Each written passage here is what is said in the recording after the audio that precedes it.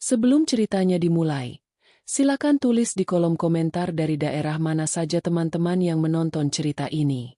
Jangan lupa like dan subscribe agar channel ini bisa semakin berkembang dan bisa mempersembahkan cerita yang lebih menarik lagi.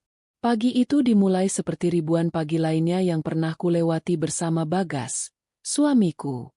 Suara alarm dari ponselnya bergetar di atas nakas pada pukul 5:30 pagi.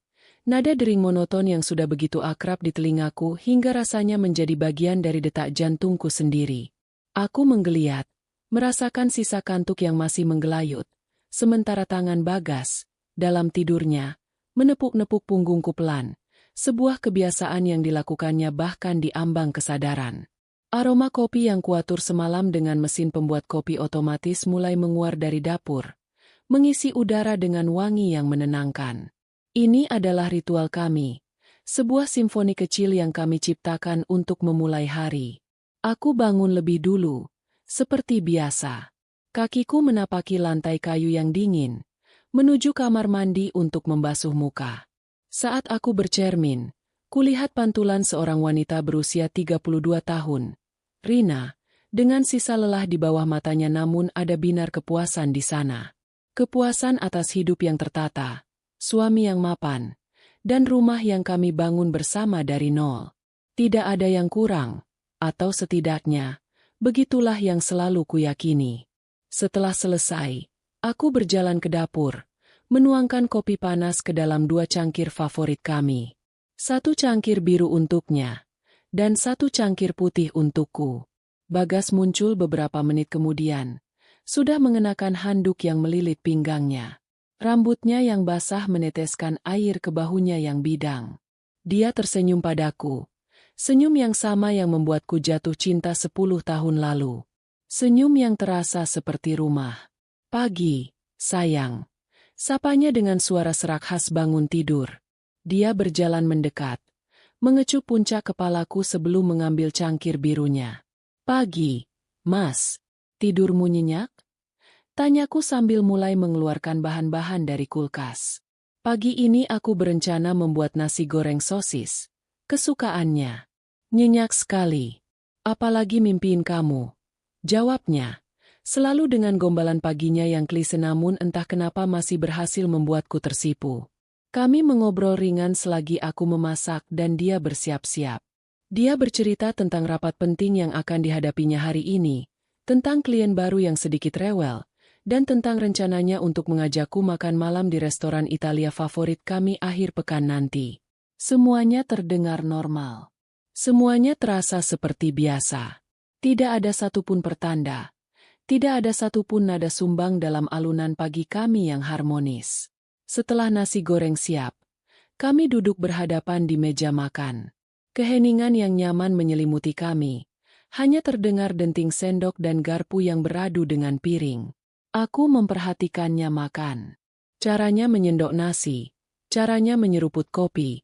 Semua detail kecil itu terpatri begitu dalam di benakku. Dia adalah duniaku, poros dari segala rutinitasku. Oh iya, Rin, katanya di sela-sela kunyahannya. Kayaknya aku ada proyek besar di luar kota beberapa hari ini. Mendadak sekali, baru dikabari semalam. Aku mengangkat alisku. Proyek apa, Mas? Kok tumben mendadak? Biasanya kamu cerita dari jauh-jauh hari. Dia menelan makanannya, lalu minum seteguk kopi.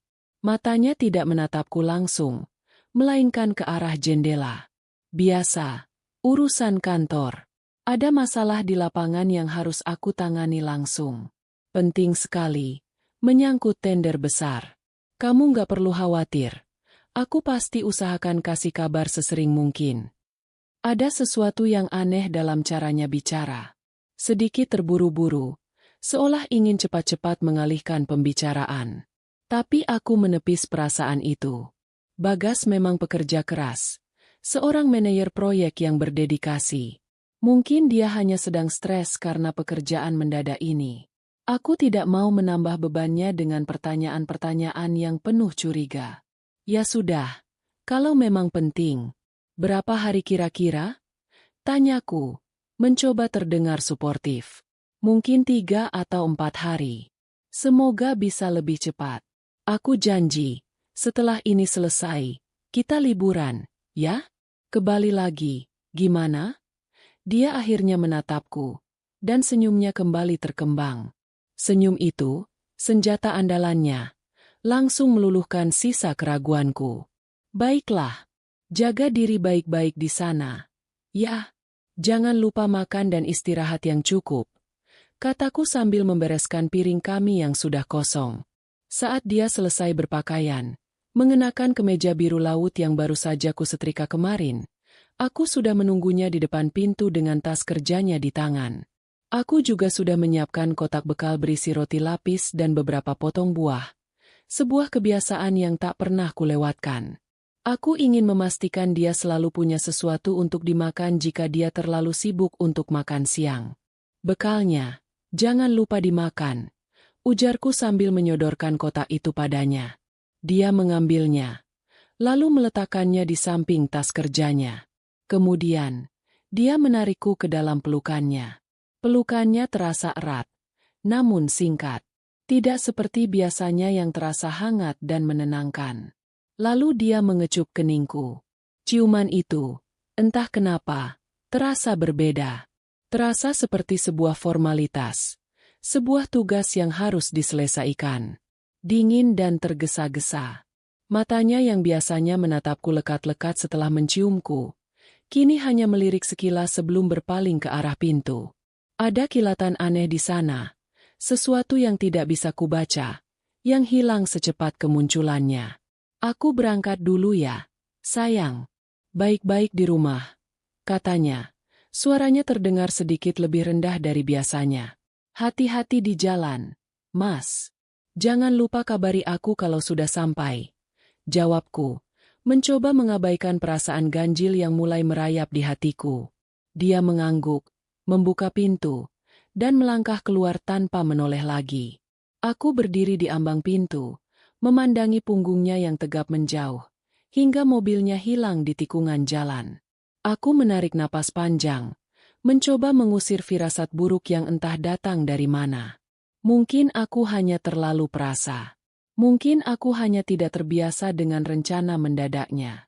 Semuanya baik-baik saja, Rina. Bisikku pada diri sendiri. Suamimu hanya pergi bekerja.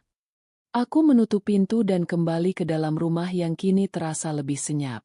Aku memulai hariku seperti biasa, membersihkan rumah, menyiram tanaman, dan mengerjakan beberapa pekerjaan terjemahan lepasanku di depan laptop. Waktu berjalan seperti biasa, detik berganti menit, menit berganti jam. Namun, semakin siang, perasaan ganjil itu bukannya hilang, malah semakin kuat mencengkeram. Aku terus-menerus melirik ponselku, menunggu notifikasi pesan darinya. Sebuah pesan singkat, aku sudah sampai, saja sudah cukup untuk menenangkanku. Tapi pesan itu tak kunjung datang. Aku mencoba berpikir positif. Mungkin dia sedang rapat, mungkin dia sedang menyetir dan tidak bisa memegang ponsel. Aku melanjutkan pekerjaanku, memaksakan diri untuk fokus. Tapi bayangan wajahnya saat pamit tadi pagi, tatapan matanya yang aneh, dan ciumannya yang terasa asing, terus berputar-putar di kepalaku seperti kaset rusak. Semakin aku mencoba mengabaikannya, semakin jelas semua detail itu terasa.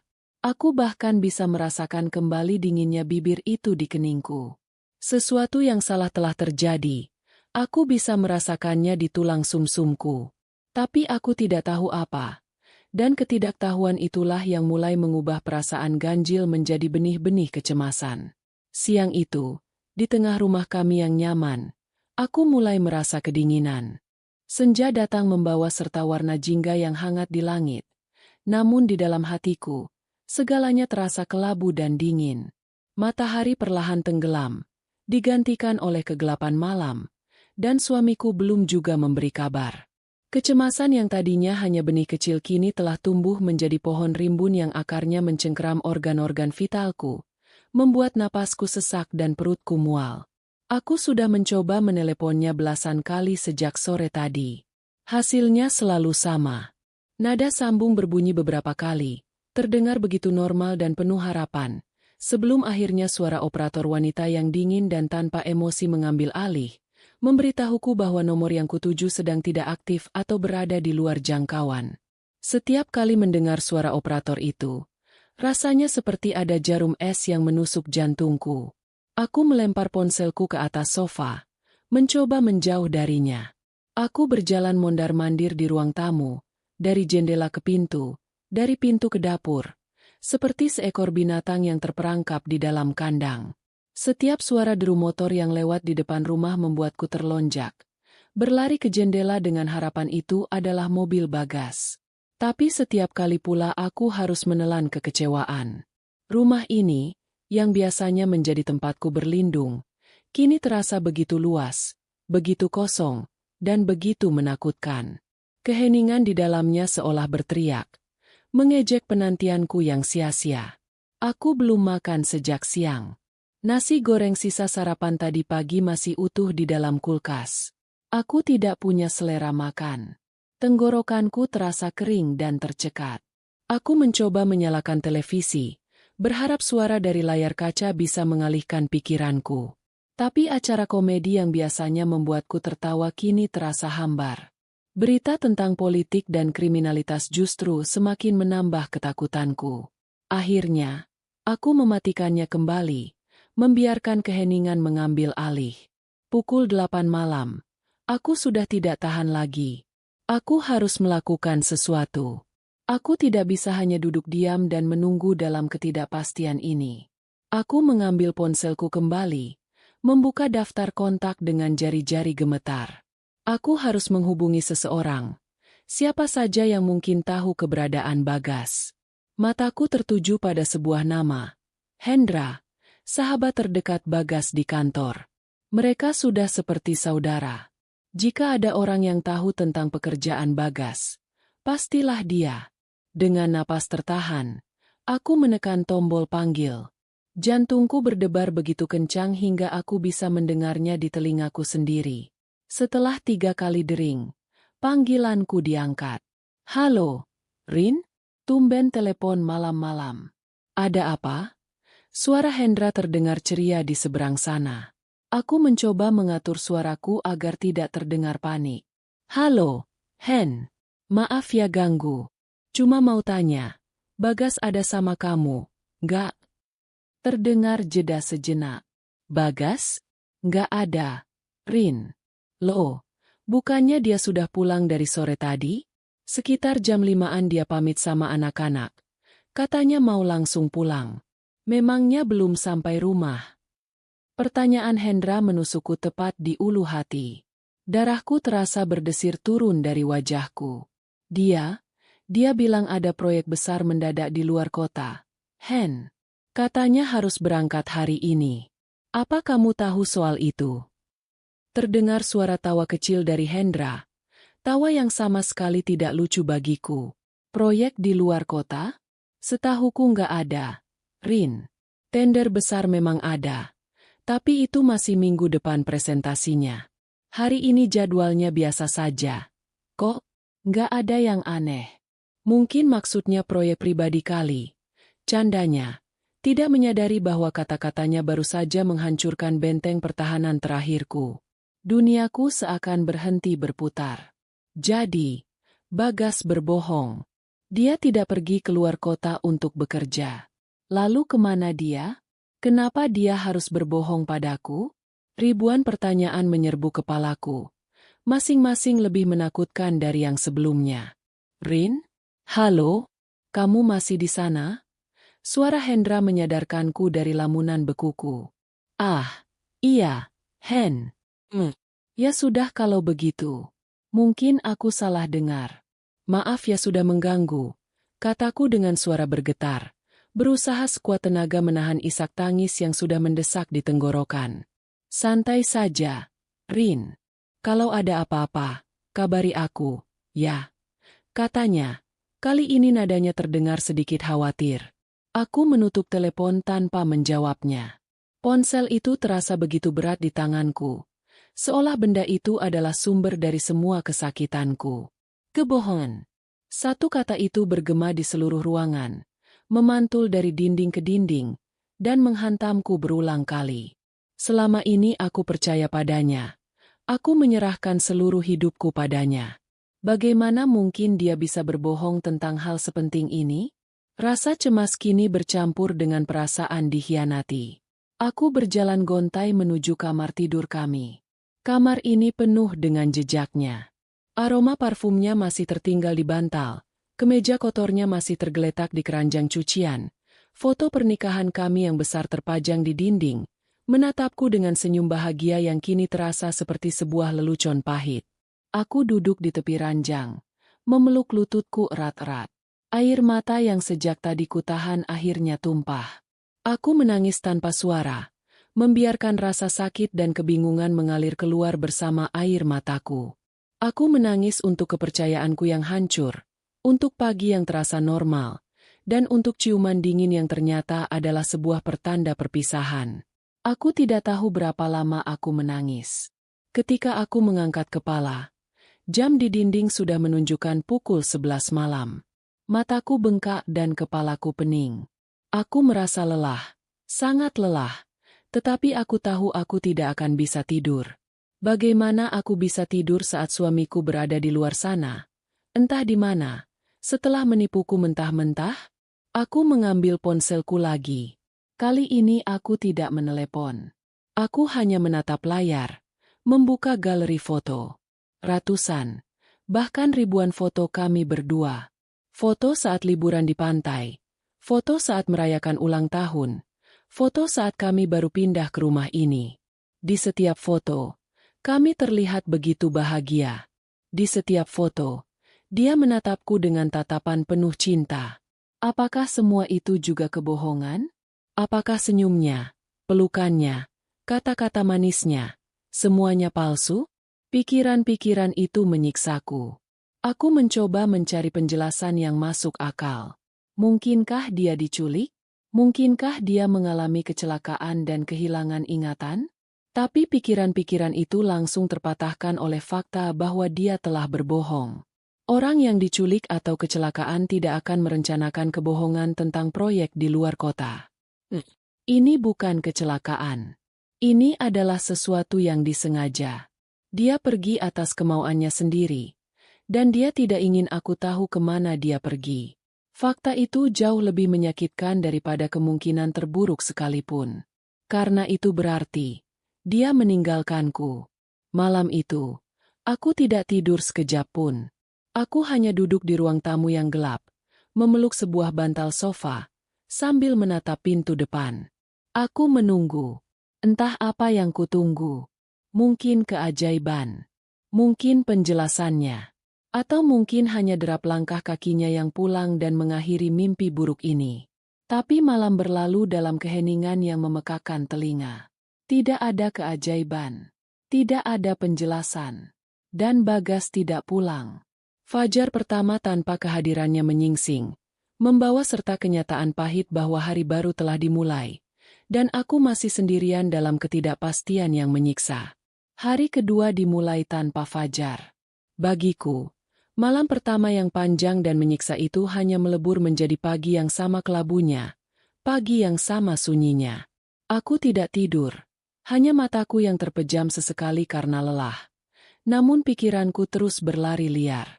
Aku masih terduduk di sofa yang sama, dengan bantal yang sama dalam pelukanku.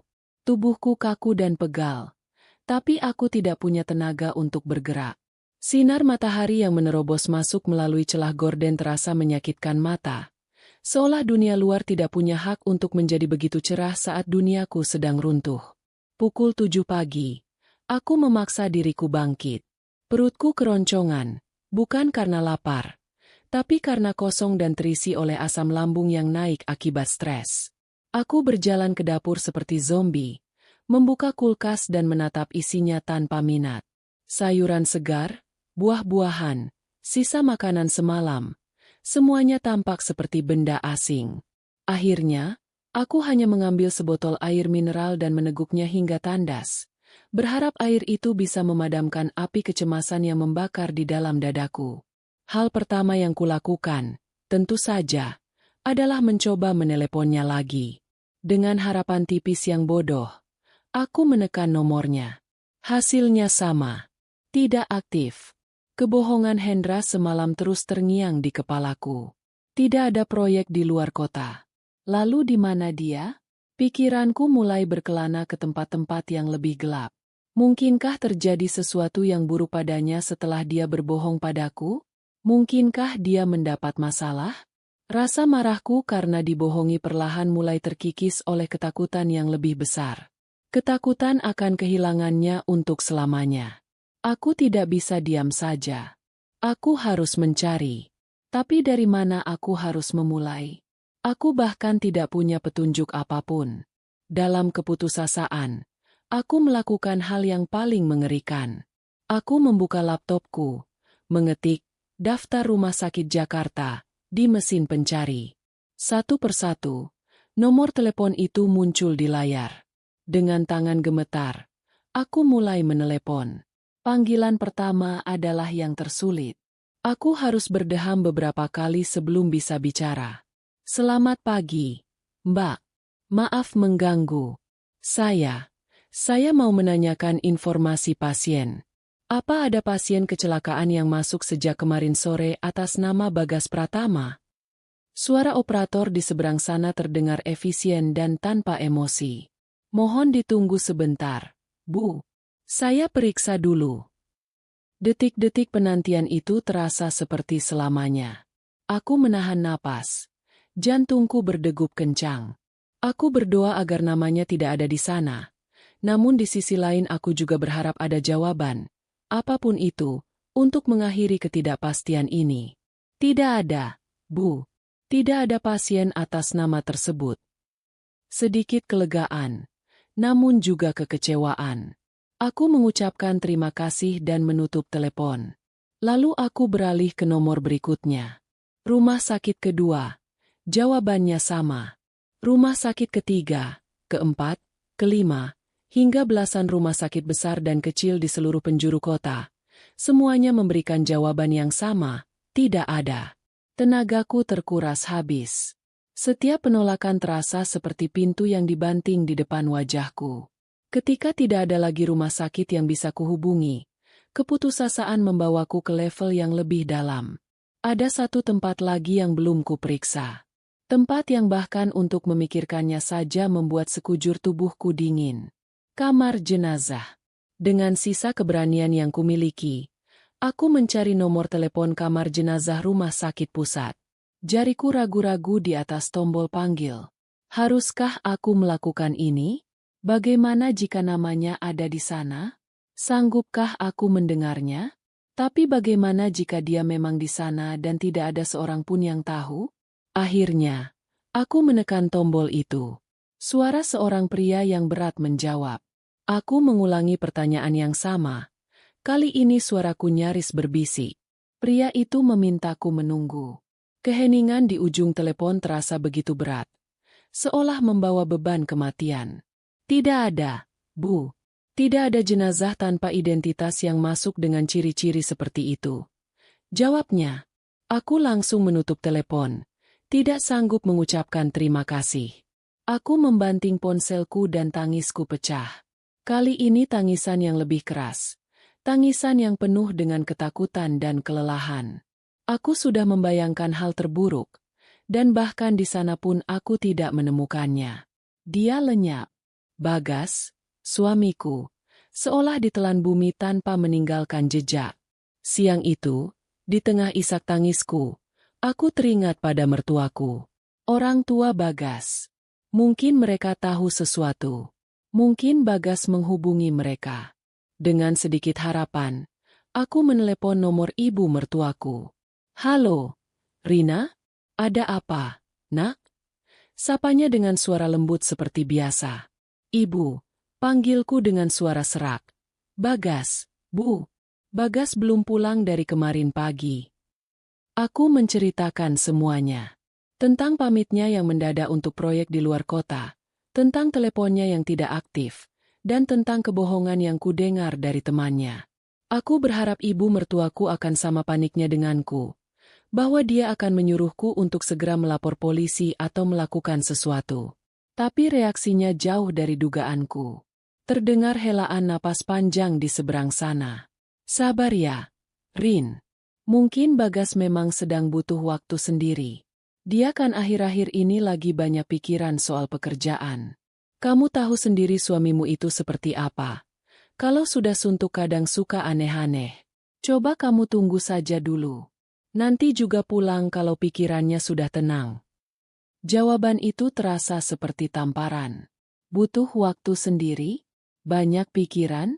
Apakah itu alasan untuk menghilang selama 2 hari tanpa kabar dan berbohong pada istrinya? Kenapa ibu tidak terdengar khawatir sama sekali? Sikapnya yang terlalu tenang, terlalu menenangkan, justru terasa sangat janggal. Tapi, Bu, ini sudah 2 hari.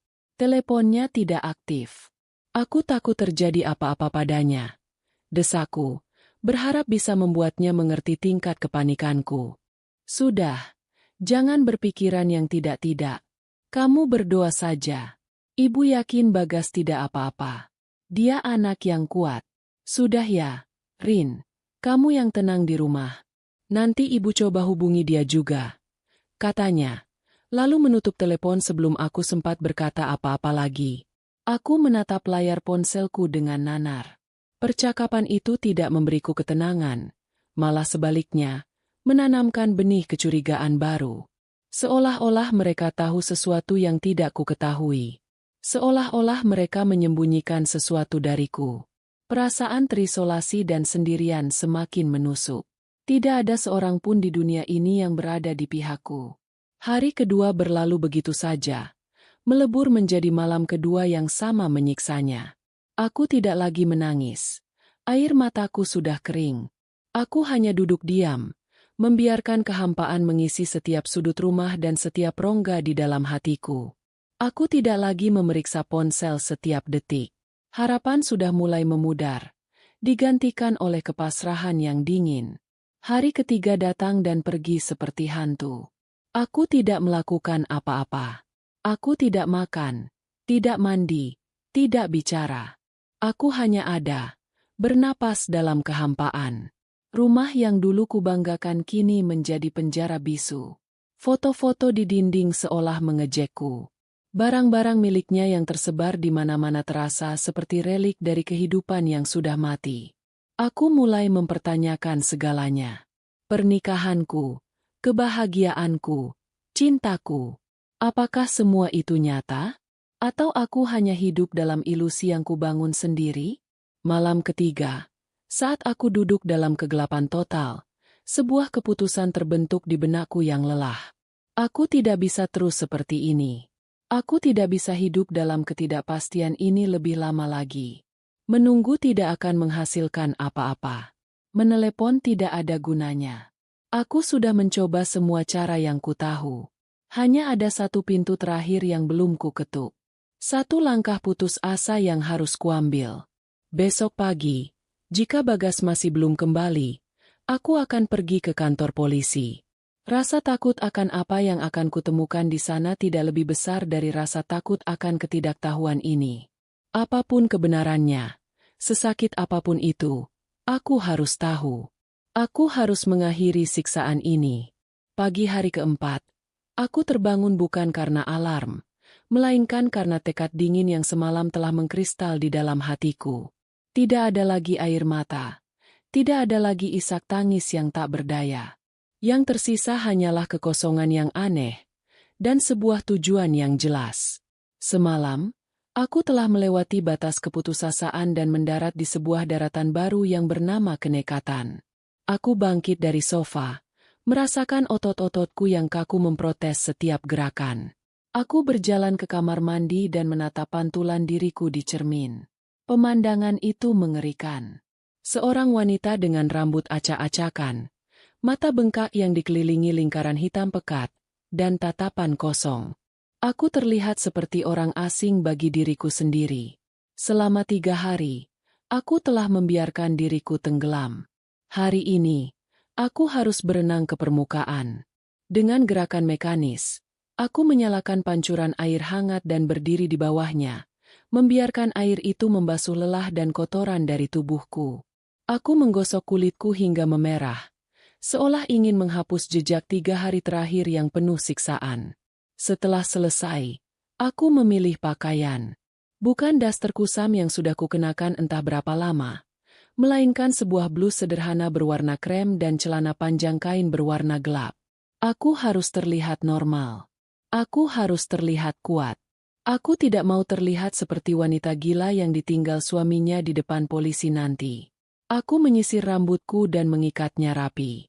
Aku bahkan memoleskan sedikit bedak dan lipstik tipis untuk menutupi wajahku yang pucat. Ini adalah topengku, perisaiku untuk menghadapi apapun yang menantiku di luar sana. Sebelum berangkat, aku berhenti sejenak di depan laci nakas di samping tempat tidur. Dengan tangan sedikit gemetar, aku membukanya dan mengambil sebuah foto berukuran dompet. Foto terbaru kami, diambil saat Lebaran bulan lalu. Di foto itu, Bagas merangkul bahuku sambil tersenyum lebar, menunjukkan deretan giginya yang rapi. Aku menatap senyum itu lekat-lekat, mencoba menemukan kebohongan di sana, tapi aku tidak melihat apa-apa. Yang kulihat hanyalah pria yang kucintai, pria yang telah berbagi hidup denganku. Aku memasukkan foto itu ke dalam tas tanganku. Ini akan menjadi bukti bahwa dia nyata, bahwa dia ada, dan bahwa dia sekarang telah hilang. Perjalanan menuju kantor polisi terdekat terasa surreal. Dunia di luar kaca mobilku berjalan seperti biasa. Orang-orang bergegas berangkat kerja.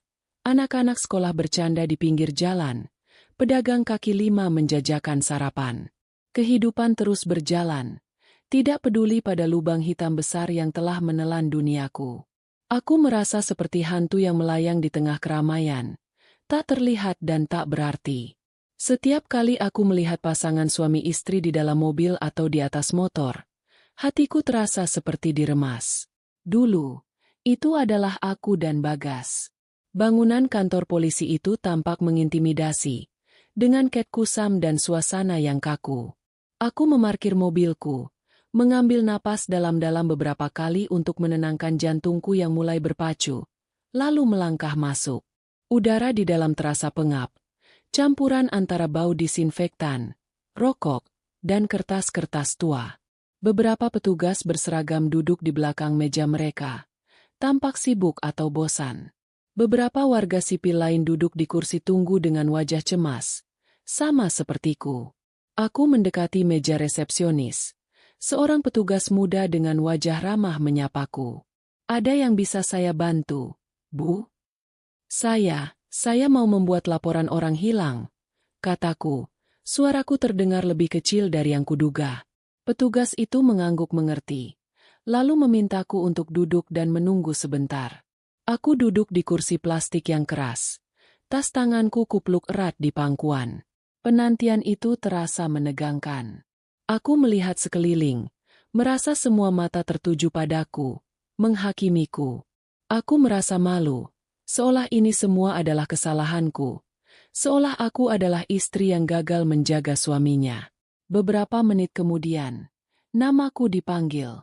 Aku diantar ke sebuah ruangan kecil, di mana seorang petugas polisi parubaya dengan kumis tebal dan ekspresi lelah sudah menungguku. Dia mempersilakanku duduk di seberang mejanya yang penuh tumpukan berkas. "Selamat pagi, Bu. Saya Bribka Sutopo. Silakan ceritakan apa yang terjadi," katanya dengan nada datar namun tidak ketus. Dan aku pun bercerita. Aku menceritakan semuanya dari awal. Tentang pagi hari keempat yang lalu, tentang pamitnya Bagas untuk proyek fiktif, tentang teleponnya yang tidak aktif, tentang percakapanku dengan temannya dan mertuaku. Aku berusaha menceritakannya dengan runtut dan tenang, menahan emosi sekuat yang aku bisa.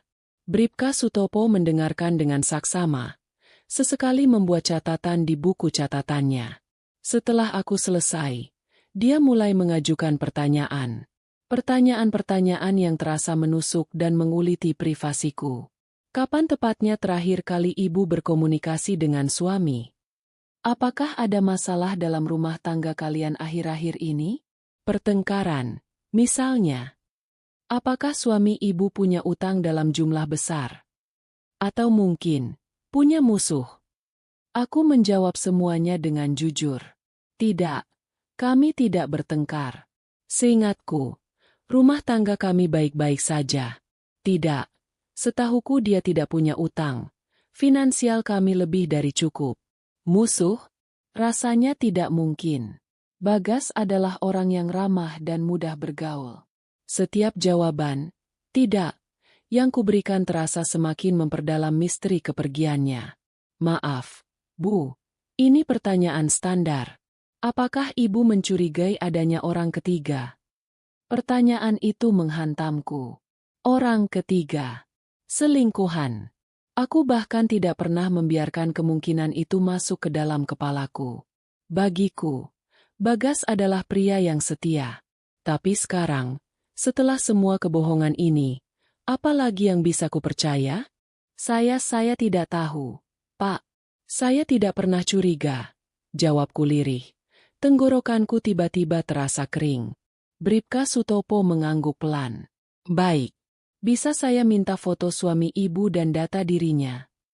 Aku mengeluarkan foto dari dalam tasku dan menyerahkannya padanya, bersama dengan fotokopi KTP Bagas yang selalu kusimpan di dompet. Dia menatap foto itu sejenak, lalu menatapku. Untuk pertama kalinya, aku melihat sedikit simpati di matanya yang lelah. Proses pembuatan laporan berjalan lambat. Aku harus mengisi beberapa formulir, membubuhkan tanda tangan di beberapa tempat, menuliskan namanya di kolom. Nama orang hilang, terasa seperti sebuah pengkhianatan. Aku secara resmi mengakui pada negara bahwa pria yang kucintai telah lenyap dari hidupku. Setelah semua selesai, Bribka Sutopo berdiri. Baik, Bu Rina. Laporan sudah kami terima. Kami akan segera mulai melakukan pelacakan berdasarkan nomor telepon dan data yang Ibu berikan. Kami akan memeriksa beberapa rekaman CCTV juga. Mohon bersabar dan tetap aktifkan ponsel Ibu. Kami akan segera menghubungi Ibu jika ada perkembangan. Aku mengangguk, mengucapkan terima kasih dengan suara nyaris tak terdengar. Aku berjalan keluar dari ruangan itu, merasa hampa. Aku tidak tahu apakah aku merasa lebih baik atau lebih buruk. Di satu sisi, aku lega karena akhirnya ada pihak berwenang yang akan membantuku mencari. Tapi di sisi lain, proses ini membuat semuanya terasa begitu nyata dan menakutkan. Ini bukan lagi hanya drama pribadi di dalam rumahku. Ini sudah menjadi kasus resmi, sebuah berkas di atas meja polisi. Saat aku kembali ke mobilku, aku hanya duduk terdiam di belakang kemudi selama beberapa menit. Aku telah melakukan langkah terakhirku. Aku telah menyerahkan nasibku dan nasib pernikahanku ke tangan orang lain. Sekarang, tidak ada lagi yang bisa kulakukan selain menunggu. Menunggu panggilan telepon yang akan menentukan segalanya. Panggilan yang bisa membawa kabar baik, kabar buruk, atau kebenaran yang bahkan tidak pernah kubayangkan sebelumnya. Dan entah kenapa, firasatku mengatakan bahwa apapun jawaban yang akan datang, hidupku tidak akan pernah sama lagi. Waktu setelah aku kembali dari kantor polisi berjalan dengan cara yang aneh. Tidak lagi merayap lambat seperti 3 hari sebelumnya, melainkan terasa berhenti sama sekali. Aku duduk di sofa ruang tamu, posisi yang sama seperti berhari-hari kemarin, namun dengan kesadaran yang berbeda. Aku tidak lagi menunggu deru mobil Bagas di halaman. Aku sekarang menunggu dering telepon dari nomor tak dikenal. Setiap detik yang berlalu terasa syarat dengan kemungkinan. Setiap keheningan terasa seperti napas yang ditahan sebelum sebuah pengumuman besar. Rumah ini, yang sebelumnya terasa kosong dan menakutkan, kini terasa seperti ruang tunggu di rumah sakit. Aku adalah keluarga pasien yang menanti kabar dari ruang operasi, kabar yang bisa berupa kelegaan atau vonis mati. Aku mencoba melakukan sesuatu untuk mengalihkan pikiran. Aku menyeduh teh, tapi teh itu menjadi dingin tanpa ku sentuh. Aku menyalakan televisi, tapi aku hanya menatap layar tanpa memproses gambar atau suara yang keluar darinya. Pikiranku terkunci pada satu hal, panggilan itu. Ponselku kuletakkan di atas meja kopi, tepat di hadapanku. Layarnya menyala setiap kali ada notifikasi, membuat jantungku melonjak setiap saat. Pesan dari grup keluarga, email promosi, pengingat dari aplikasi kalender. Setiap getaran kecil terasa seperti sengatan listrik. Aku mulai membayangkan skenario-skenario yang mungkin terjadi. Skenario terbaik adalah polisi menelepon dan berkata, "Suami ibu kami temukan. Dia mengalami amnesia ringan setelah insiden perampokan, tapi sekarang dia aman." Aku akan menangis bahagia, memaafkan kebohongannya, dan merawatnya hingga sembuh. Skenario terburuk adalah polisi berkata, "Kami menemukan suami ibu, tapi beliau sudah tidak bernyawa." Aku tidak tahu apa yang akan kulakukan jika itu terjadi. Hatiku terasa ngilu hanya dengan membayangkannya. Di antara dua kutub kemungkinan itu, ada ribuan skenario lain yang berkelebat. Dia diculik, dia bergabung dengan sekte sesat, dia melarikan diri karena utang yang tidak kuketahui.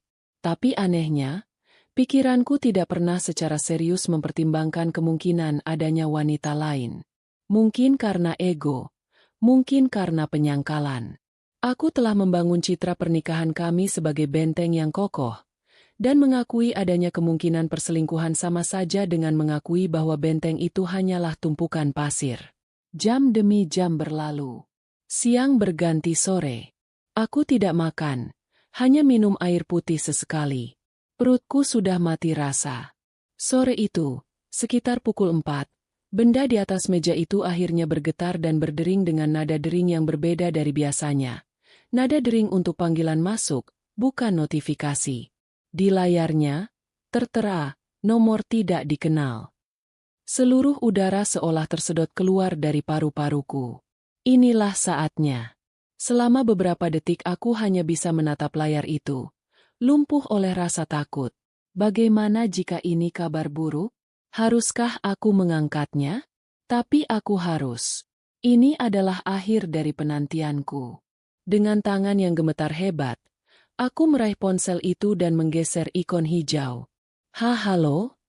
Suaraku keluar seperti bisikan serak. Selamat sore. Apa benar ini dengan Ibu Rina, istri dari Bapak Bagas Pratama? Suara di seberang sana terdengar berat, tenang, dan sangat resmi. Itu pasti polisi. Iya, benar. Saya sendiri. Apa ada kabar tentang suami saya, Pak? Tanyaku, mencengkeram ponsel itu begitu erat hingga buku-buku jariku memutih. Betul, Bu. Saya Detektif Heru, dari Polsek tempat Ibu melapor tadi pagi. Kami ingin menginformasikan bahwa kami sudah menemukan titik terang mengenai keberadaan suami Ibu.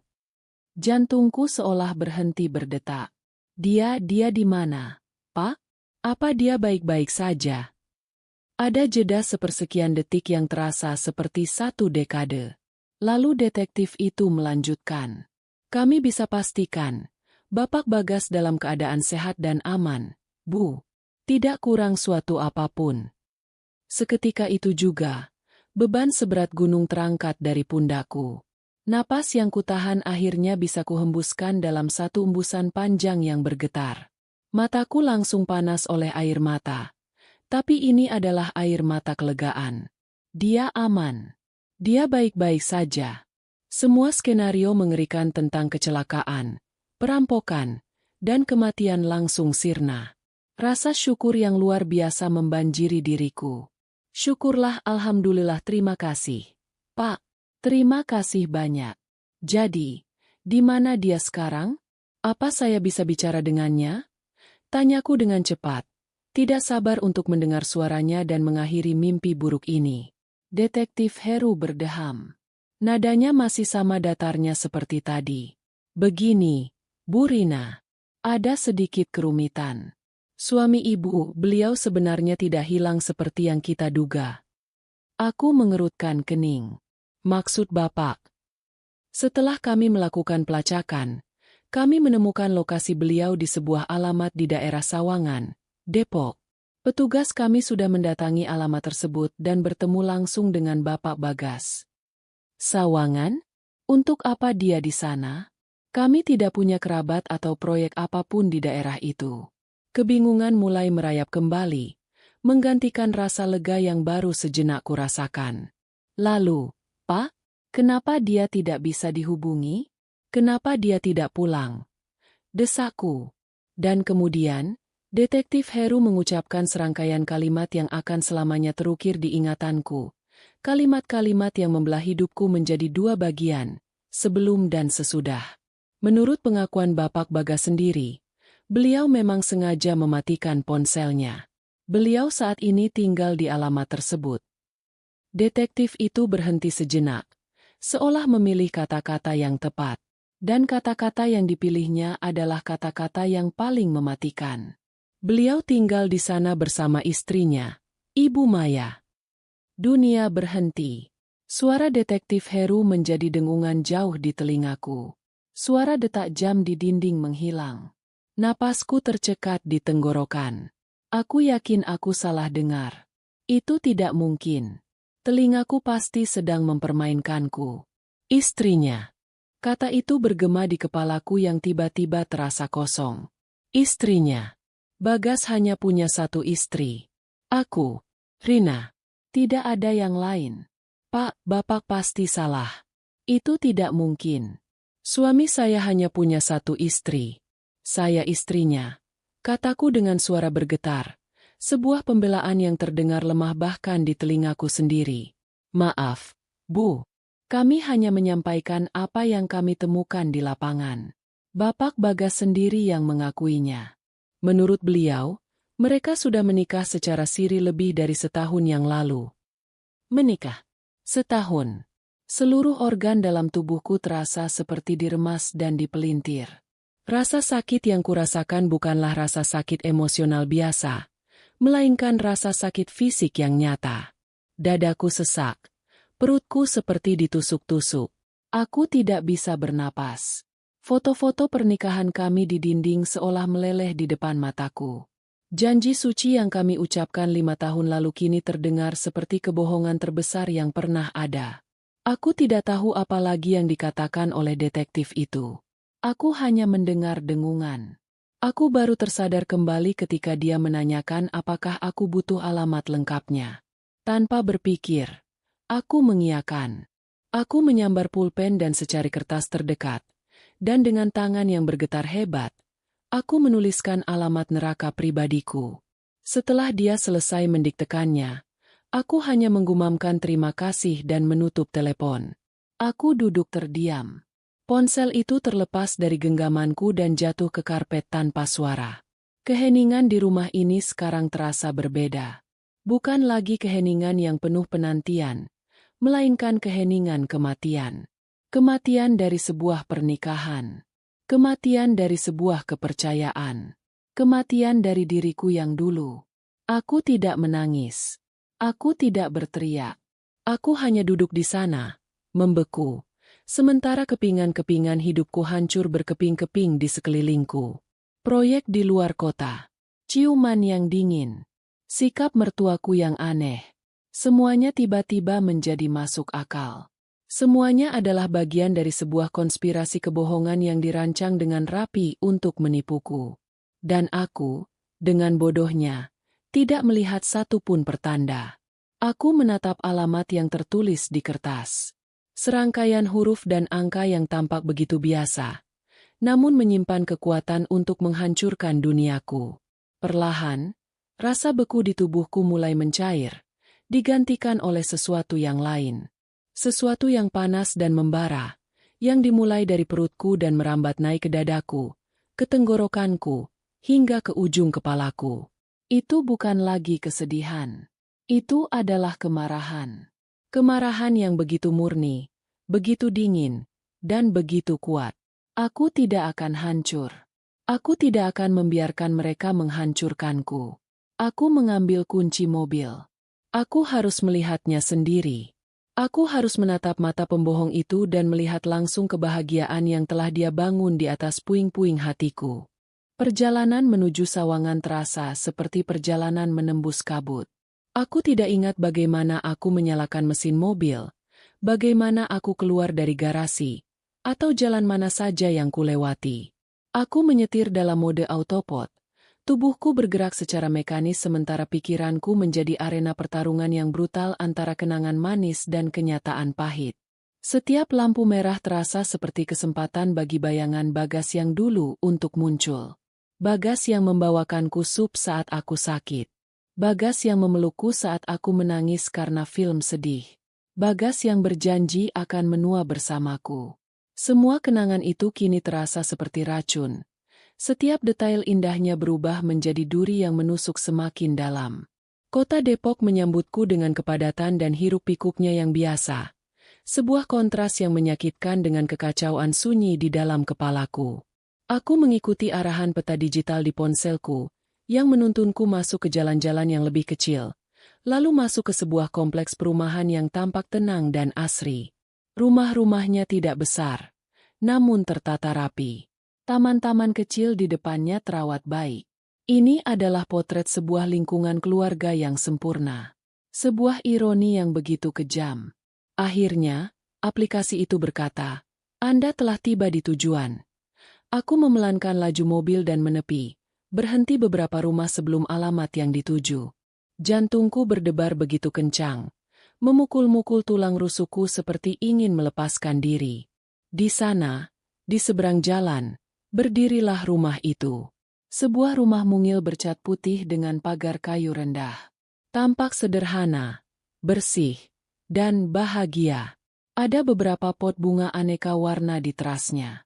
Sepasang sandal jepit pria dan sepasang sandal wanita tergeletak berdampingan di depan pintu.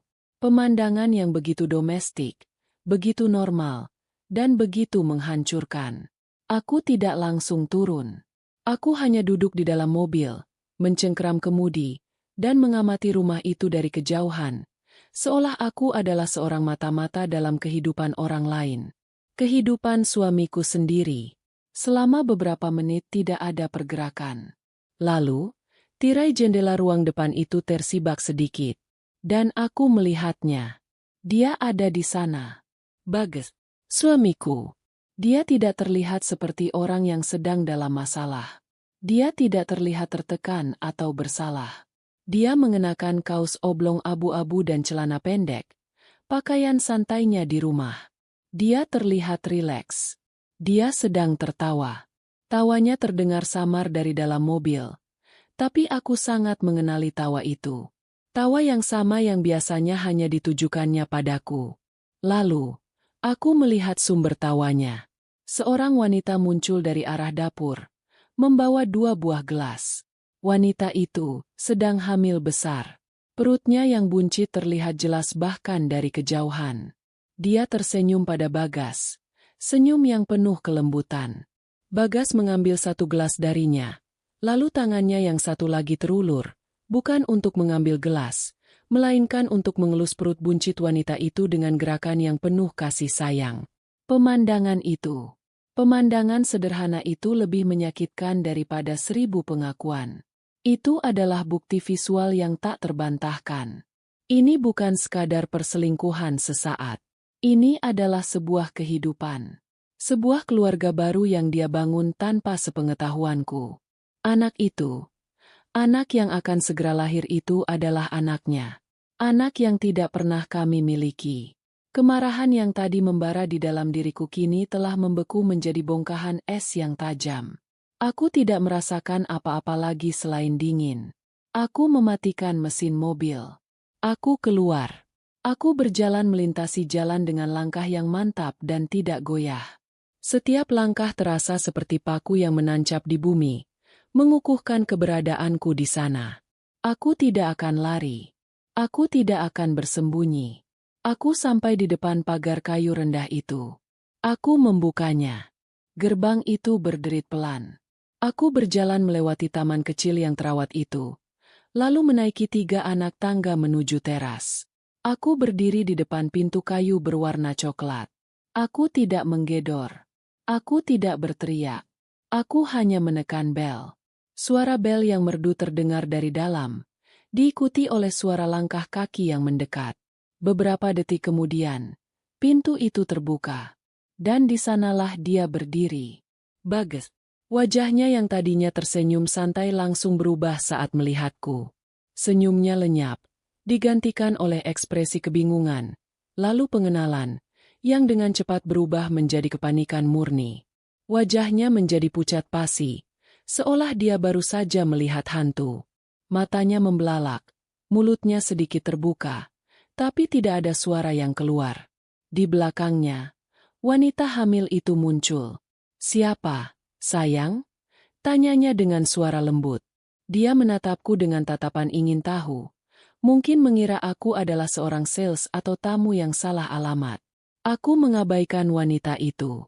Mataku terkunci pada Bagas. Aku membiarkan keheningan menggantung di antara kami selama beberapa detik yang menegangkan. Aku ingin dia merasakan setiap ons dari teror yang sedang menjalari dirinya. Akhirnya, aku membuka mulutku. Suaraku keluar dengan nada yang sangat tenang, sangat dingin, dan sangat jelas. "Jadi, ini proyek besar yang kamu ceritakan." Pertanyaan itu menghantamnya seperti pukulan telak. Dia tersentak, mundur selangkah. Wanita di sebelahnya kini menatapku dengan bingung, lalu beralih menatap Bagas, mencari jawaban. Rina? Bagaimana kamu bisa ada di sini?" Gagapnya. Kata-kata itu keluar dengan susah payah dari tenggorokannya yang tercekat. "Aku bisa jelaskan, Rin.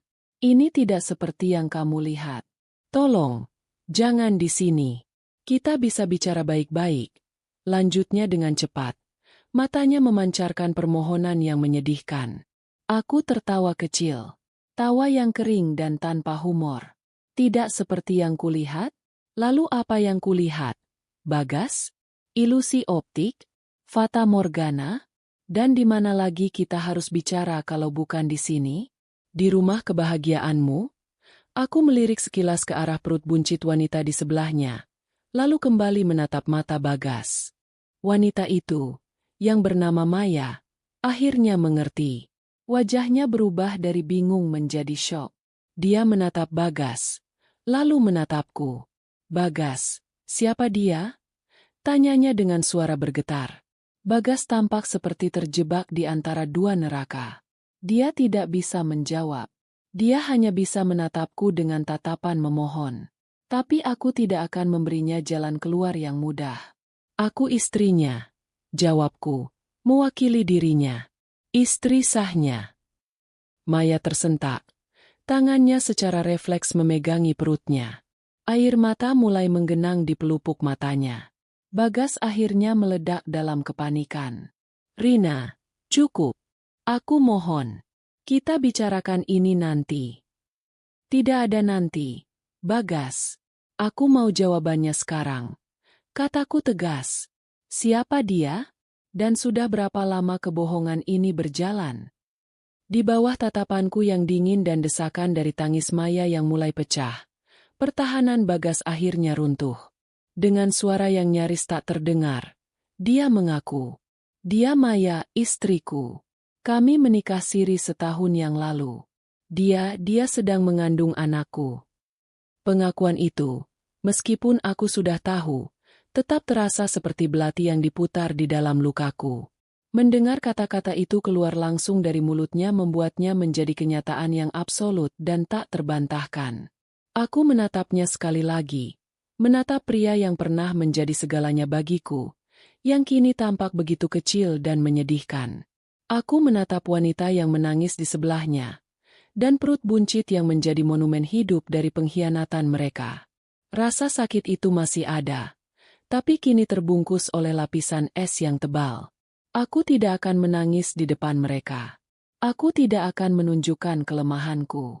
Aku mengambil satu langkah mundur. "Nikmati selagi kalian bisa," kataku dengan suara datar. Sebuah janji terselubung di balik kata-kata itu. Lalu aku berbalik. Aku berjalan menjauh dari rumah itu, dari kehidupan palsu yang telah dia bangun. Aku tidak menoleh ke belakang. Aku bisa mendengar suara Bagas memanggil namaku, tapi aku tidak peduli. Saat aku masuk kembali ke dalam mobil dan menutup pintunya, aku dunia mereka dari duniaku. Aku duduk diam sejenak, menatap lurus ke depan. Air mata tidak kunjung datang. Yang ada hanyalah tekad yang dingin dan jernih. Korban sudah mati. Yang tersisa di kursi pengemudi ini adalah seseorang yang akan memastikan mereka membayar setiap detik dari 4 hari penyiksaanku, dan setiap kebohongan dari pernikahan kami. Perang baru saja dimulai. Aku tidak ingat detail perjalanan pulang. Rasanya aku tidak mengendarai mobil, melainkan mobil itu yang membawaku pulang dengan sendirinya. Melaju menembus jalanan kota yang ramai namun terasa sunyi di dalam kepalaku. Pikiranku kosong. Sebuah kanvas putih yang baru saja disiram dengan seember cat hitam pekat. Pemandangan di rumah sawangan itu. Senyum Bagas. Perut buncit wanita itu. Elusan tangannya yang penuh sayang. Terus berputar ulang di benakku seperti film rusak yang diputar tanpa henti. Saat aku akhirnya tiba di depan rumah kami. Rumahku. Aku mematikan mesin dan hanya duduk terdiam di dalam mobil selama beberapa menit. Rumah ini, yang 4 hari lalu menjadi saksi bisu kecemasanku, kini terasa seperti TKP, tempat kejadian perkara di mana sebuah kejahatan tak kasat mata telah terjadi. Sebuah pembunuhan. Pembunuhan atas kepercayaan, cinta, dan masa depan yang pernah kurajut bersama seorang pria yang ternyata tidak pernah benar-benar ku kenal. Dengan sisa tenaga yang kumiliki, aku melangkah keluar dari mobil dan berjalan menuju pintu depan. Kunci di tanganku terasa aneh, seolah ini bukan lagi rumahku. Saat aku membuka pintu dan melangkah masuk, keheningan yang menyambutku terasa berbeda. Ini bukan lagi keheningan yang penuh tanya, melainkan keheningan yang penuh dengan jawaban. Jawaban yang menghancurkan. Aku menutup pintu di belakangku. Suara klik dari kunci itu terdengar begitu final. Aku bersandar di pintu, membiarkan tasku jatuh ke lantai. Kakiku lemas, dan aku melorot perlahan hingga terduduk di lantai yang dingin. Dan di sanalah, dalam kesendirian yang absolut, badai itu akhirnya pecah. Sebuah teriakan serak dan penuh kesakitan keluar dari tenggorokanku. Teriakan yang kutahan sekuat tenaga di depan mereka tadi. Teriakan itu merobek keheningan, diikuti oleh isak tangis yang kasar dan tak terkendali. Aku memukul-mukul dadaku, berharap bisa mengurangi rasa sesak yang menghimpit, rasa sakit fisik dari sebuah pengkhianatan emosional. Air mata mengalir deras, membasahi wajah dan pakaianku. Aku menangis.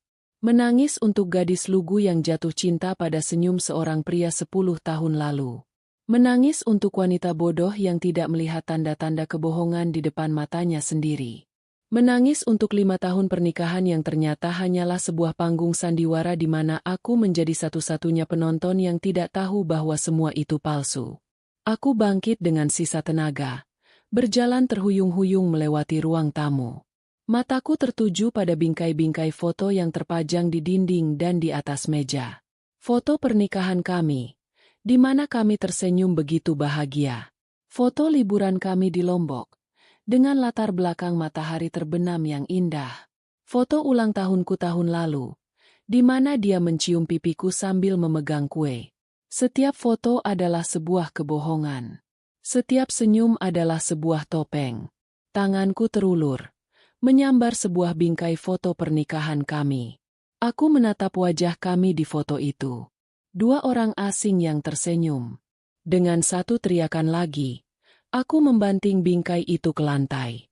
Kaca itu pecah berkeping-keping. Suaranya yang tajam dan berderak seolah menyuarakan hatiku yang juga hancur lebur. Tapi itu tidak cukup. Aku menyapu semua bingkai foto di atas meja hingga jatuh berantakan. Aku merobek bantal sofa. Aku melempar vas bunga hingga pecah. Aku menghancurkan semua benda yang menjadi saksi bisu kebohongan itu, berharap dengan menghancurkan mereka, aku juga bisa menghancurkan rasa sakit ini. Aku berakhir di kamar tidur kami. Tempat paling suci sekaligus paling terkutuk di rumah ini. Aroma parfumnya masih samar-samar tercium di udara. Aku membuka lemari pakaiannya. Deretan kemejanya yang tergantung rapi, yang selalu kusetrika dengan teliti setiap akhir pekan. Aku menariknya satu persatu, melemparkannya ke lantai dengan kasar. Kemeja biru yang ia kenakan saat pertama kali bertemu orang tuaku. Kemeja batik yang ia pakai saat kami meresmikan rumah ini. Setiap helai kain adalah sepotong kenangan yang kini beracun. Amarahku akhirnya mereda, digantikan oleh kelelahan yang luar biasa. Aku jatuh terduduk di antara tumpukan pakaian dan pecahan kaca. Ruangan itu berantakan, sama seperti hidupku. Aku menangis lagi, tapi kali ini tangisan yang lebih pelan. Tangisan yang penuh kepasrahan dan kelelahan jiwa. Aku merasa begitu kecil, begitu tidak berdaya. Dia telah mengambil segalanya dariku.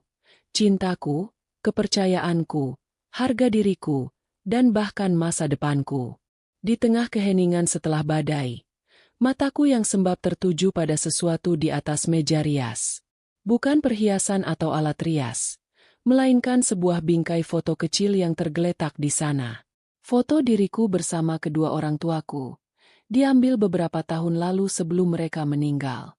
Di foto itu, aku tersenyum, diapit oleh ayah dan ibu yang menatapku dengan penuh kebanggaan. Aku teringat kata-kata ayahku. Kamu itu anak perempuan ayah yang paling kuat, Rina. Jangan pernah biarkan siapapun meremehkanmu. Melihat foto itu seolah ada sesuatu yang tersentak di dalam diriku. Aku bukan hanya istri Bagas. Aku adalah Rina. Aku adalah putri dari kedua orang tua yang telah membesarkanku menjadi wanita yang cerdas dan mandiri. Mereka tidak membesarkanku untuk menjadi korban yang menangis di lantai dikelilingi puing-puing pengkhianatan. Mereka membesarkanku untuk menjadi seorang pejuang. Perlahan, sangat perlahan, air mataku berhenti mengalir. Kemarahan dan kesedihan yang tadinya membakar dan membekukan, kini mulai menyatu, berubah bentuk menjadi sesuatu yang lain.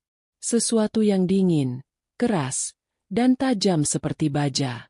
Sebuah tekad. Aku teringat sesuatu. Aset, keuangan, rumah ini, mobil, bisnis yang kami jalankan bersama. Aku bangkit, berjalan dengan langkah yang lebih mantap menuju ruang kerja kami.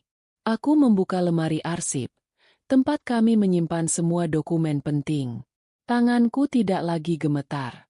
Aku menarik keluar sebuah map tebal berlabel, aset dan properti. Satu persatu, aku membaca dokumen-dokumen itu di bawah cahaya lampu meja. Akta jual beli rumah. Uang muka sebesar 70% untuk rumah ini berasal dari dana warisan orang tuaku. Namaku tercatat sebagai pemilik pertama. Akta pendirian perusahaan. Aku adalah pemegang saham mayoritas, 60%, karena modal awal terbesar berasal dari pesangon dan tabunganku sebelum menikah. Laporan investasi reksadana dan saham. Sebagian besar portofolio itu kubangun jauh sebelum aku bertemu Bagas. Fakta-fakta itu terpampang di hadapanku, tertulis dalam tinta hitam di atas putih. Aku tidak membangun hidup ini bersamanya. Aku membangun sebagian besar hidup ini, dan aku mengizinkannya untuk ikut menumpang di dalamnya. Dia tidak hanya mengkhianati hatiku, dia telah menyalahgunakan kemurahan hatiku.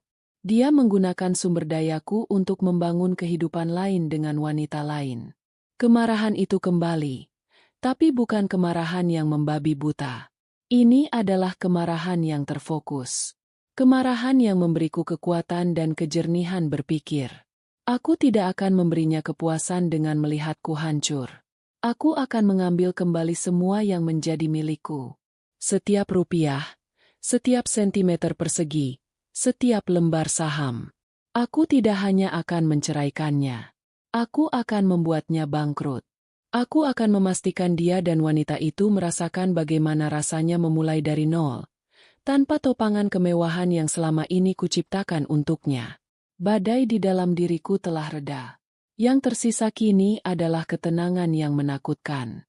Aku merapikan dokumen-dokumen itu dan memasukkannya kembali ke dalam map.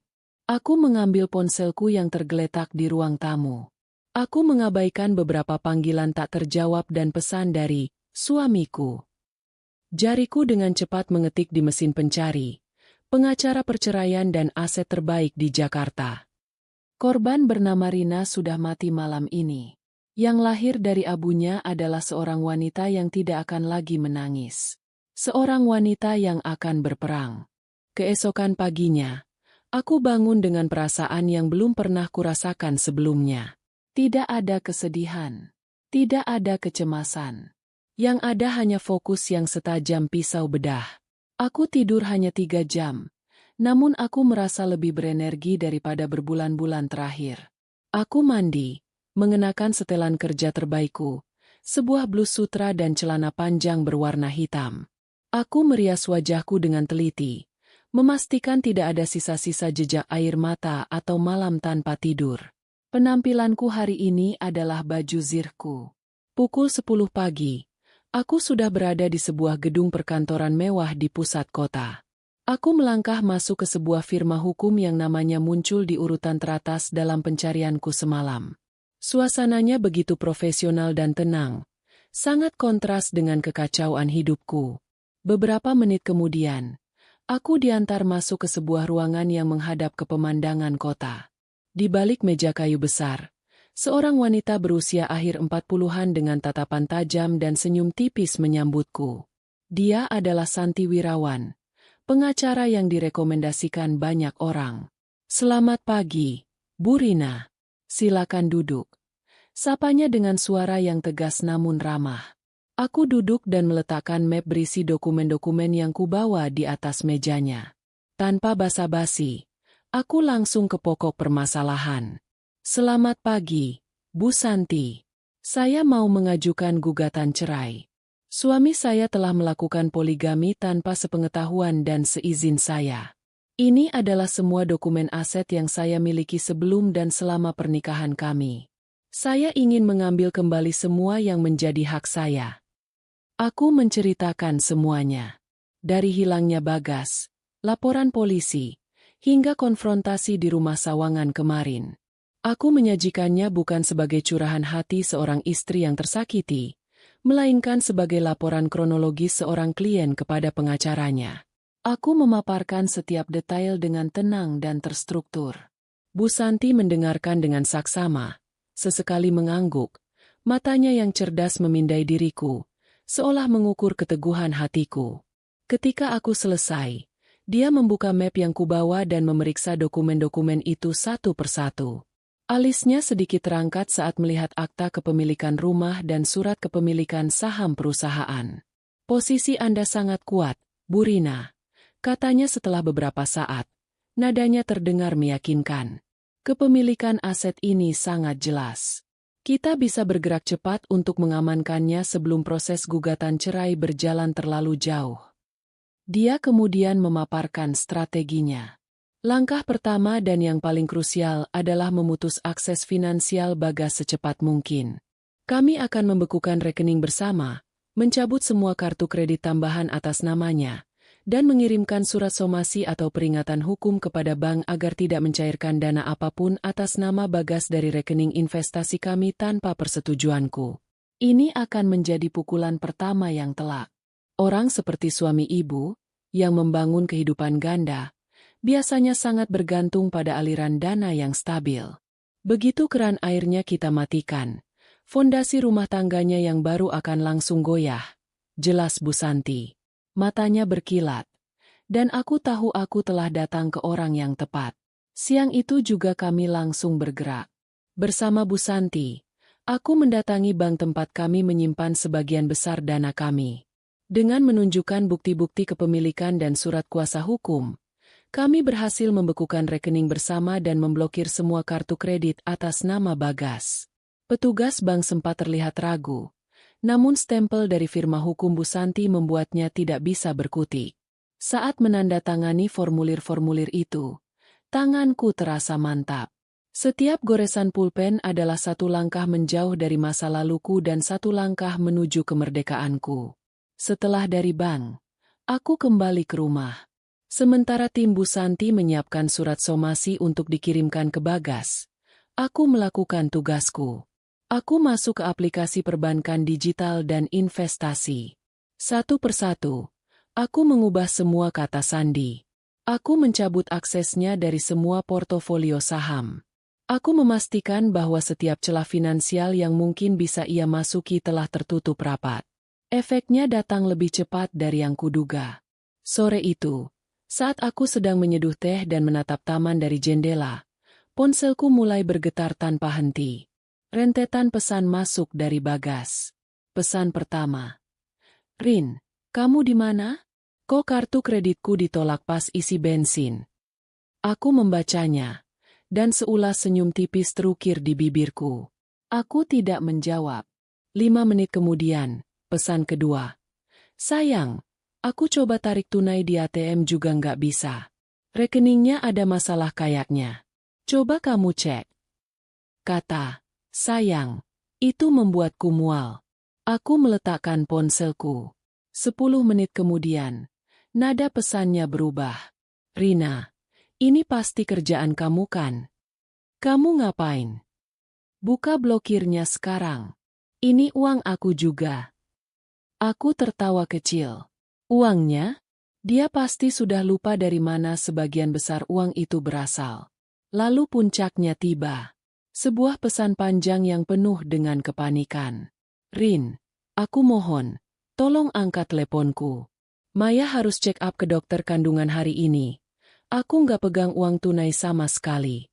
Aku janji bakal jelasin semuanya. Aku mohon, Rin, demi aku. Aku membaca pesan itu berulang kali. Dia memohon padaku, menggunakan wanita itu dan calon anaknya sebagai alasan. Betapa rendahnya. Dulu aku pasti akan luluh. Dulu aku pasti akan merasa kasihan. Tapi Rina yang itu sudah mati kemarin. Dengan jari-jari yang dingin, aku mengetik sebuah balasan singkat, persis seperti yang disarankan oleh Bu Santi. Untuk semua urusan terkait keuangan dan lainnya, silakan hubungi pengacara saya, Ibu Santi Wirawan, di nomor 0812XXXXXXXX. Aku menekan tombol kirim. Setelah itu, aku memblokir nomornya. Aku tidak perlu lagi mendengar rengekan atau ancamannya. Mulai sekarang, dia akan berbicara dengan tembok hukum yang telah kubangun. Malam itu, untuk pertama kalinya dalam 5 hari, aku bisa duduk di rumahku dengan perasaan tenang. Ponselku sunyi. Tidak ada lagi teror dari panggilan tak terjawabnya. Aku tahu ini baru permulaan. Perang sesungguhnya masih panjang. Tapi malam ini, aku telah memenangkan pertempuran pertama. Di rumahnya di Sawangan, aku bisa membayangkan kepanikan mulai menjalari mereka. Fondasi kebahagiaan mereka yang dibangun di atas kebohonganku. Malam ini mulai retak. Dan aku yang akan memastikan fondasi itu hancur berkeping-keping. Minggu-minggu berikutnya setelah aku memutus aliran dana, keheningan dari pihak Bagas terasa lebih memekakan telinga daripada rentetan telepon dan pesannya sebelumnya. Aku tahu ini bukan pertanda baik, melainkan pertanda bahwa badai sedang mengumpulkan kekuatannya sebelum menerjang. Menurut Bu Santi, pengacara Bagas telah menghubunginya beberapa kali. Awalnya dengan nada arogan, menuntut pembagian aset 50-50 dan mengancam akan menuntut balik atas perlakuan tidak menyenangkan. Bu Santi hanya menanggapi dengan mengirimkan salinan bukti-bukti kepemilikan aset yang jelas atas namaku, disertai dengan ancaman tuntutan pidana atas pemalsuan dan penggelapan jika mereka terus bersikeras. Setelah itu, nada bicara mereka melunak, berubah menjadi permohonan negosiasi. Sementara para pengacara beradu argumen di ranah hukum, aku fokus pada pertempuran di ranah lain, mengambil alih kembali hidup dan bisnisku. Perusahaan konsultan yang kami rintis bersama kini 100% di bawah kendaliku. Awalnya tidak mudah. Beberapa klien sempat mempertanyakan absennya Bagas, yang selama ini menjadi wajah perusahaan. Namun dengan kerja keras, aku berhasil membuktikan bahwa otak di balik strategi-strategi brilian perusahaan selama ini adalah aku.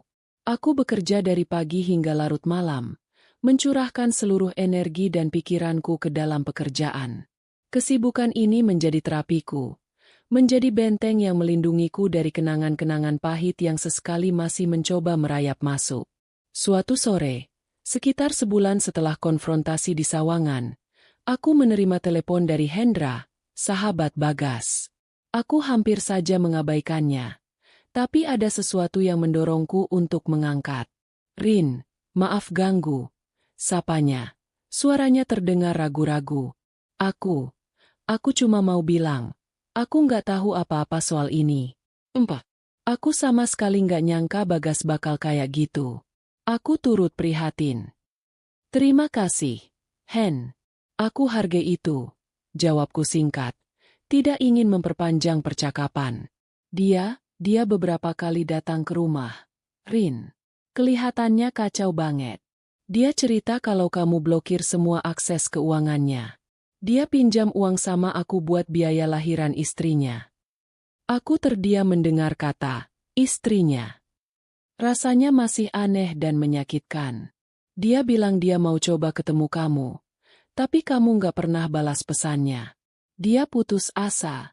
Rin. Apa nggak bisa dibicarakan baik-baik? Tanya Hendra hati-hati. Tidak ada lagi yang perlu dibicarakan. Hen. Semuanya sudah diurus oleh pengacara. Jawabku dingin.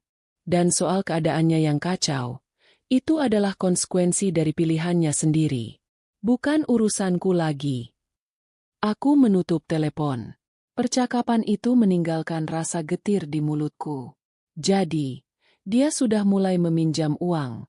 Kehidupannya yang nyaman, yang dibangun di atas fondasi uangku, kini mulai runtuh. Sebagian kecil dari diriku merasa puas, namun sebagian besar hanya merasa lelah. Kejatuhan Bagas tidak berhenti di situ. Beberapa minggu kemudian, aku mendengar kabar dari salah satu rekan bisnis bahwa Bagas terpaksa menjual mobil pribadinya, mobil sport yang dibelinya dengan bonus perusahaan tahun lalu, untuk menutupi sebagian utangnya. Dia juga berhenti dari perusahaan kami secara tidak hormat setelah beberapa kali mangkir dari pekerjaan. Tanpa dukungan finansial dariku, gaya hidupnya yang tinggi terbukti tidak berkelanjutan. Aku bisa membayangkan apa yang terjadi di rumah kecil di Sawangan itu. Tekanan finansial adalah racun yang paling mematikan bagi sebuah hubungan, apalagi hubungan yang dimulai dari kebohongan. Maya, wanita yang kuingat memiliki senyum lembut itu, mungkin tidak pernah membayangkan bahwa pangeran tampan yang menikahinya akan berubah menjadi pria bangkrut yang putus asa. Kebahagiaan yang mereka pamerkan di depan mataku hari itu pasti telah memudar, digantikan oleh pertengkaran-pertengkaran tentang popok bayi yang mahal, tagihan listrik yang menunggak, dan janji-janji manis yang tak pernah terwujud. Dan benar saja, puncaknya datang di suatu sore yang mendung, sekitar 2 bulan setelah semuanya dimulai. Aku baru saja pulang dari kantor, merasa lelah setelah rapat panjang dengan klien. Saat aku memarkir mobil di garasi, aku melihat sesosok pria berdiri di depan pagarku. Pria itu tampak kurus, kuyu, dengan lingkaran hitam di bawah matanya. Rambutnya sedikit panjang dan tidak terurus. Dia mengenakan kemeja yang tampak kusut. Perlu beberapa detik bagiku untuk mengenali pria itu sebagai Bagas, suamiku, atau lebih tepatnya, calon mantan suamiku. Jantungku berdetak sedikit lebih cepat, bukan karena cinta atau rindu, melainkan karena campuran antara keterkejutan dan kewaspadaan. Aku tetap duduk di dalam mobil, mengamatinya. Dia tampak gelisah, mondar-mandir di depan pagar, seolah mengumpulkan keberanian. Akhirnya, aku memutuskan untuk menghadapinya. Ini harus diakhiri. Aku mengambil napas dalam-dalam, membuka pintu mobil, dan berjalan ke arahnya. Saat dia melihatku, wajahnya menunjukkan ekspresi lega yang bercampur dengan rasa bersalah. Dia melangkah maju, seolah ingin memelukku, tapi aku mengangkat tanganku, menghentikannya. "Mau apa kamu kesini?" tanyaku, suaraku datar dan tanpa emosi. "Rina, aku perlu bicara sama kamu," katanya dengan suara serak. "Tolong, beri aku 5 menit." Aku menatapnya lemat-lemat. Pria di hadapanku ini begitu berbeda dari pria yang ku kenal.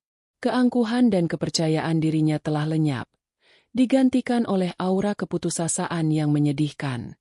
Semua yang perlu dibicarakan sudah diwakilkan oleh pengacara kita. Jawabku dingin. "Tidak, Rin. Ini bukan soal itu. Ini soal kita." Desaknya. Matanya mulai berkaca-kaca. Aku minta maaf. Aku tahu aku salah. Aku sudah melakukan kesalahan terbesar dalam hidupku. Aku menyesal, Rin. Sungguh, aku menyesal. Aku mendengarkan kata-kata itu. Menyesal. Kata yang seharusnya ingin ku dengar sejak dulu. Tapi sekarang, mendengarnya langsung dari mulutnya, aku tidak merasakan apa-apa. Kata itu terasa kosong, hampa, dan terlambat. Kamu menyesal? Tanyaku pelan, nyaris berbisik. Kamu menyesal karena apa, Bagas? Karena telah mengkhianatiku? Karena telah menikah lagi di belakangku? Atau kamu menyesal karena sekarang hidupmu hancur? Karena kamu tidak punya uang lagi? Dan karena istrimu yang baru ternyata tidak bisa memberimu kehidupan nyaman yang selama ini kamu nikmati dariku? Kata-kataku menohoknya. Dia tampak terkejut, seolah aku baru saja membaca isi hatinya yang paling dalam. Bukan begitu, Rin. Aku benar-benar menyesal telah menyakitimu. Aku hilaf. Belanya, meskipun terdengar lemah. Aku tertawa kecil. Tawa yang penuh dengan kepahitan. Hilaf? Hilaf itu terjadi sekali, Bagas. Dalam hitungan menit atau jam. Yang kamu lakukan adalah sebuah proyek jangka panjang. Kamu merencanakannya selama lebih dari setahun. Kamu berbohong padaku setiap hari. Kamu menggunakan uangku untuk membiayai kebohonganmu. Itu bukan hilaf. Itu adalah pilihan sadar yang kamu buat setiap hari. Dia terdiam, tidak bisa membantah. Air mata akhirnya menetes di pipinya. Dia menangis di hadapanku. Pria yang dulu begitu kuat dan menjadi sandaranku, kini menangis seperti anak kecil yang kehilangan mainannya. Aku mohon, Rin, beri aku satu kesempatan lagi. Aku akan ceraikan Maya. Aku akan tinggalkan dia. Aku akan lakukan apapun yang kamu minta. Kita bisa mulai lagi dari awal. Aku janji akan jadi suami yang baik untukmu. Isaknya. Tangannya terulur seolah ingin meraihku. Permohonan itu adalah puncak dari segalanya. Dia, dengan begitu mudahnya, menawarkan untuk mencampakkan wanita lain dan anaknya. Sama seperti dia telah mencampakkanku. Pria ini tidak punya integritas. Dia tidak punya kehormatan. Dia hanya peduli pada satu hal, dirinya sendiri dan kenyamanannya. Aku menatapnya dengan tatapan yang belum pernah kuberikan padanya sebelumnya. Bukan tatapan cinta, bukan tatapan benci, melainkan tatapan kasihan yang bercampur dengan jijik. Tidak ada yang bisa dimulai dari awal, Bagas. Karena tidak ada lagi kita. Kataku dengan suara yang tenang dan final. Penyesalanmu tidak ada artinya sekarang. Kamu tidak menyesal saat kamu bahagia di rumah itu. Kamu hanya menyesal karena kamu tertangkap dan semua fasilitasmu kucabut. Penyesalanmu lahir dari penderitaanmu sendiri, bukan dari rasa bersalah karena telah menyakitiku. Aku berbalik, berjalan menuju pintu rumahku. Selamat tinggal, Bagas. Semoga kamu belajar sesuatu dari semua ini. Kataku tanpa menoleh ke belakang. Aku masuk ke dalam rumah dan langsung mengunci pintu. Aku tidak melihat ke jendela. Aku tidak mau tahu apa yang dia lakukan setelah itu. Bagiku, babak itu sudah benar-benar berakhir. Pertemuannya denganku hari ini bukanlah untuk meminta maaf. Itu adalah usahanya yang terakhir untuk menyelamatkan dirinya sendiri. Dan dengan menolaknya, aku tidak hanya menyelamatkan diriku sendiri dari kebohongannya, tapi aku juga telah menyelamatkan harga diriku. Penyesalannya yang terlambat adalah pelajarannya, bukan lagi bebanku. Setelah pertemuan terakhir dengan Bagas di depan pagar rumahku, proses perceraian berjalan dengan lebih cepat. Tidak ada lagi perlawanan. Pengacaranya seolah kehilangan semangat, dan mereka menyetujui hampir semua tuntutanku tanpa banyak perdebatan. Beberapa bulan kemudian, surat cerai resmi sudah di tanganku. Selembar kertas yang terasa begitu ringan, namun membebaskanku dari beban seberat gunung. Babak hidupku sebagai istri Bagas Pratama telah resmi berakhir. Langkah pertamaku sebagai wanita lajang yang baru adalah menjual rumah itu. Rumah kenangan pahit itu. Setiap sudutnya masih menyimpan gema dari tawa palsu dan janji-janji kosong. Aku tidak sanggup lagi tinggal di sana. Aku menjualnya dengan harga yang bagus dan menggunakan sebagian uangnya untuk membeli sebuah apartemen modern di pusat kota, lebih dekat dengan kantorku. Apartemen itu tidak sebesar rumah lamaku, tapi terasa lebih hangat, lebih terang, dan yang terpenting, ini adalah milikku 100%. Tidak ada jejaknya di sini. Tidak ada hantu dari masa lalu. Aku mencurahkan seluruh energiku untuk dua hal, diriku sendiri dan pekerjaanku. Perusahaanku berkembang pesat di bawah kepemimpinanku yang penuh. Aku merekrut beberapa talenta baru yang brilian dan kami berhasil memenangkan beberapa proyek besar yang bahkan tidak pernah kami impikan sebelumnya. Aku menemukan kembali gairahku dalam bekerja, bukan sebagai pelarian, tapi sebagai bentuk aktualisasi diri. Aku bangga dengan apa yang telah kubangun, dengan otak dan tanganku sendiri. Perlahan tapi pasti, aku juga mulai membangun kembali kehidupanku di luar pekerjaan. Aku menghubungi teman-teman lama yang sempat terabaikan selama aku tenggelam dalam drama rumah tanggaku. Mereka menyambutku dengan tangan terbuka, tanpa menghakimi. Kami pergi makan malam bersama, menonton film, bahkan merencanakan liburan singkat keluar kota. Tawa dan obrolan ringan mereka mengisi kekosongan yang ditinggalkan oleh pengkhianatan. Aku juga mulai menekuni hobi baru, bergabung dengan kelas yoga di akhir pekan. Gerakan-gerakan yang menenangkan dan fokus pada pernapasan membantuku menyembuhkan luka-luka batin yang tidak terlihat. Aku belajar untuk berdamai dengan masa lalu dan fokus pada masa kini. Tentu saja, proses penyembuhan tidak selalu mulus. Ada malam-malam di mana aku merasa kesepian. Ada saat-saat di mana aku meragukan diriku sendiri, bertanya-tanya apakah aku bisa bahagia lagi. Tapi setiap kali perasaan itu datang, aku akan melihat sekeliling apartemen baruku, melihat piala penghargaan dari sebuah proyek yang baru saja ku menangkan, atau membaca pesan dari teman-temanku yang mengajakku pergi. Dan aku akan teringat bahwa aku tidak sendirian, dan aku lebih kuat dari yang kuduga. Aku tidak lagi mendefinisikan diriku melalui statusku sebagai istri seseorang. Aku adalah Rina, seorang direktur perusahaan, seorang teman, seorang wanita mandiri yang berhasil bangkit dari keterpurukan. Sekitar setahun setelah perceraian kami, aku sedang makan siang dengan salah satu teman lamaku, Dewi, di sebuah kafe yang ramai. Di tengah obrolan kami tentang pekerjaan dan rencana liburan, Dewi tiba-tiba